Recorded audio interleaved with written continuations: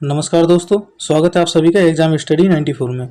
दोस्तों, आज की हिस्ट्री की ऑब्जेक्टिव क्लास में हम पढ़ेंगे आंध्र सातवाहन साम्राज्य, शुंग राजवंश, कुषाण वंश और शक साम्राज्य से संबंधित 25 महत्वपूर्ण प्रश्नों को, जिनकी बार बार परीक्षाओं में आने की संभावना बनी रहती है।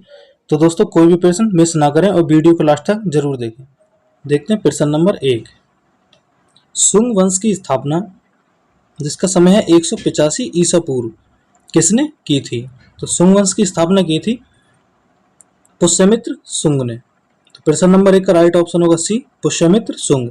मौर्य साम्राज्य में सेनापति के पद पर रहे पुष्यमित्र शुंग ने मौर्य वंश के अंतिम राजा बृहद्रथ की हत्या करके शुंग वंश की स्थापना की थी। अगला देखते हैं प्रश्न नंबर 2।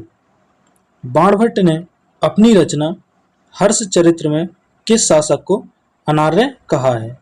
तो बाणभट्ट ने अपनी रचना हर्ष चरित्र में पुष्यमित्र शुंग को अनार्य कहा है। प्रश्न नंबर 2 का राइट ऑप्शन होगा सी, पुष्यमित्र शुंग। अगला देखते हैं प्रश्न नंबर 3। भारत पर यवनों के आक्रमण और पुष्यमित्र शुंग के विदर्भ विजय का उल्लेख किसमें मिलता है? तो यवनों के आक्रमण और पुष्यमित्र शुंग के विदर्भ विजय का उल्लेख मिलता है महाकवि कालिदास के नाटक मालविकाग्नि मित्रम में। प्रश्न नंबर 3 का राइट ऑप्शन होगा वी, मालविकाग्नि मित्रम। मालविकाग्नि मित्रम में विदर्भ के राजा यज्ञसेन की चचेरी बहन और अग्निमित्र की प्रेम कथा का वर्णन भी मिलता है, इसीलिए इसका नाम मालविकाग्नि मित्रम रखा था। प्रश्न नंबर 3 का जो राइट ऑप्शन है वो है वी, मालविकाग्नि मित्रम। अगला देखते हैं प्रश्न नंबर 4। आंध्र सातवाहन वंश, जिसका समय 30 ईसा पूर्व से 250 ईस्वी तक, का संस्थापक किसे माना जाता है? तो आंध्र सातवाहन वंश का संस्थापक माना जाता है शिमुक को। तो प्रश्न नंबर 4 का राइट ऑप्शन होगा सी, शिमुक। अगला देखते हैं प्रश्न नंबर 5। सातवाहन वंश के किस शासक ने दक्षिणा पथपति तथा अप्रतिहत चक्र की उपाधि धारण की थी? तो आंध्र सातवाहन वंश के राजा सातकर्णी प्रथम ने दक्षिणा पथपति तथा अप्रतिहत चक्र की उपाधि धारण की थी। तो प्रश्न नंबर 5 का राइट ऑप्शन होगा वी, सातकर्णी प्रथम। अगला देखते हैं प्रश्न नंबर 6। सातवाहन वंश के शासक हाल ने प्राकृत भाषा में किस मुक्तक काव्य की रचना की थी? तो आंध्र सातवाहन में एक राजा हुए हाल, उन्होंने गाथा सप्तशती नामक मुक्तक काव्य की रचना की थी। तो प्रश्न नंबर 6 का राइट ऑप्शन होगा ए, गाथा सप्तशती। सातवाहन शासक हाल एक राजा होने के साथ साथ कवि भी थे। इनकी राज्यसभा में व्रत कथा के रचयिता गुणाढ्य और कातंत्र नामक संस्कृत व्याकरण के लेखक सर्ववर्मन निवास करते थे। अगला देखते हैं प्रश्न नंबर 7। किस सातवाहन शासक ने वेणकटक स्वामी, राजाराज और विंध्य नरेश की उपाधि धारण की थी? तो वेणकटक स्वामी, राजाराज और विंध्य नरेश की उपाधि धारण की थी गौतमीपुत्र सातकर्णी ने। तो प्रश्न नंबर 7 का राइट ऑप्शन होगा वी, गौतमीपुत्र सातकर्णी। गौतमीपुत्र सातकर्णी की माता गौतमी वल्लश्री के नासिक अभिलेख के अनुसार यह सातवाहन वंश के सबसे महान शासक थे। इस अभिलेख में इन्हें, जो नासिक अभिलेख है, इस अभिलेख में इन्हें अद्वितीय ब्राह्मण कहा गया है। गौतमीपुत्र सातकर्णी को अद्वितीय ब्राह्मण कहा गया है। अगला देखते हैं प्रश्न नंबर 8। सातवाहन शासक वशिष्ठी पुत्र पुलमावी को आंध्र विजय के पश्चात क्या कहा गया? तो सातवाहन शासक वशिष्ठी पुत्र पुलमावी को आंध्र विजय के पश्चात कहा गया प्रथम आंध्र सम्राट। प्रश्न नंबर 8 का राइट ऑप्शन होगा वी, प्रथम आंध्र सम्राट।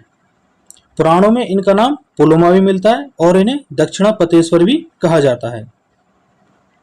अगला देखते हैं प्रश्न नंबर 9। सातवाहन काल में कसार्पण किसे कहा जाता था?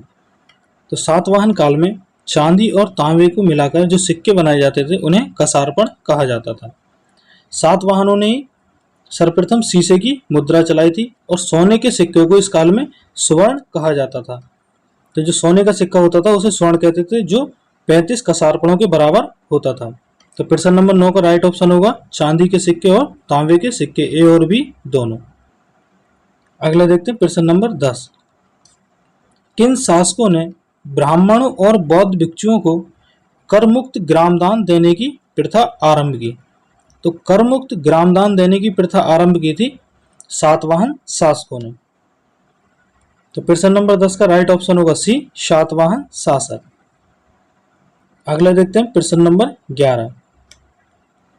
सातवाहन शासकों की राजकीय भाषा और लिपि कौन सी थी? सातवाहन शासकों की राजकीय भाषा थी प्राकृत और लिपि थी ब्राह्मी।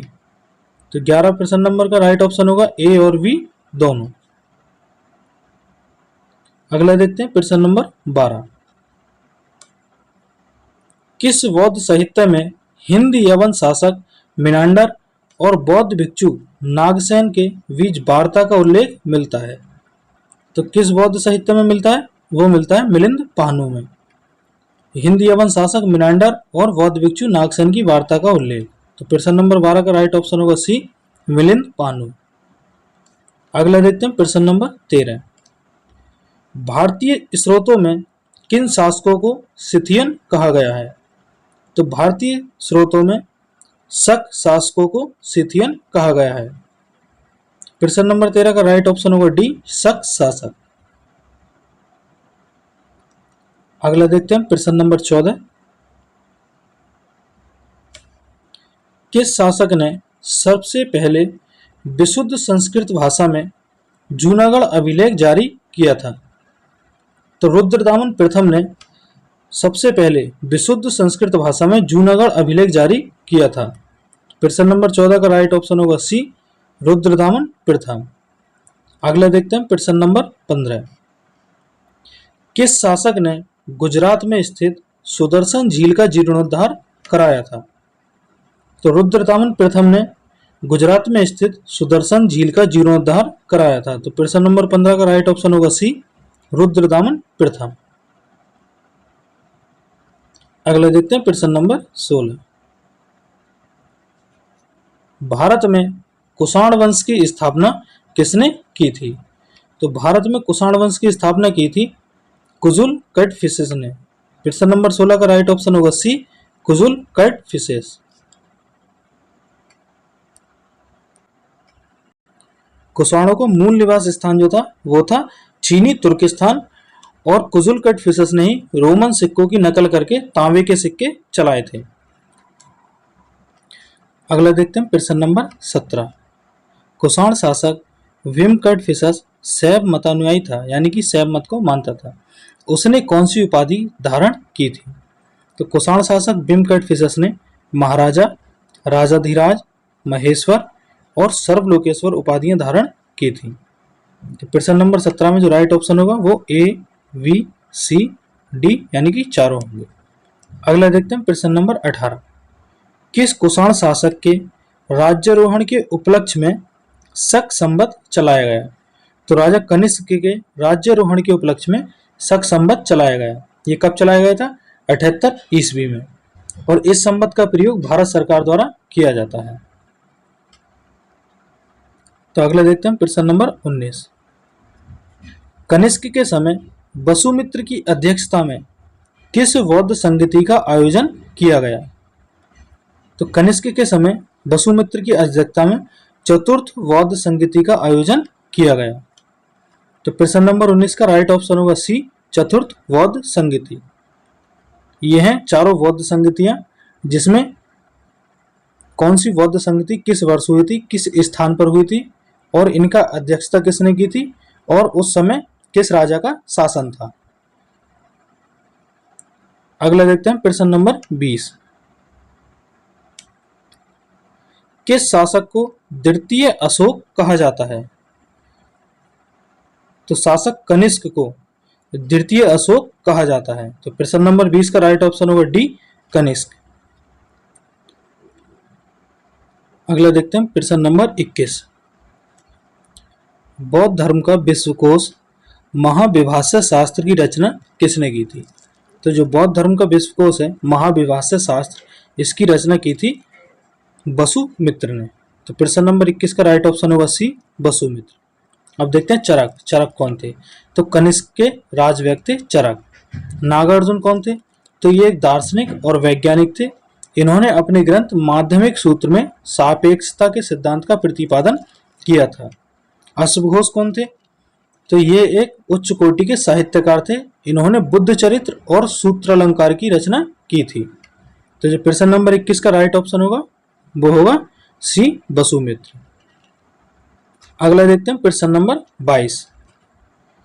किन शासकों ने सर्वाधिक शुद्ध सोने के सिक्के चलवाए थे? तो किन शासकों ने चलवाए थे सर्वाधिक शुद्ध सोने के सिक्के? वो चलवाए थे कुषाण शासकों ने। तो प्रश्न नंबर 22 का राइट ऑप्शन होगा वी, कुषाण शासक। अगला देखते हैं प्रश्न नंबर 23। किस अभिलेख में रुद्रदामन प्रथम की विभिन्न उपलब्धियां वर्णित हैं? तो किस अभिलेख में? वो है जूनागढ़ अभिलेख, जिसमें रुद्रदामन प्रथम की विभिन्न उपलब्धियों का वर्णन किया गया है। तो प्रश्न नंबर 23 का राइट ऑप्शन होगा ए, जूनागढ़ अभिलेख। अगला देखते हैं प्रश्न नंबर 24।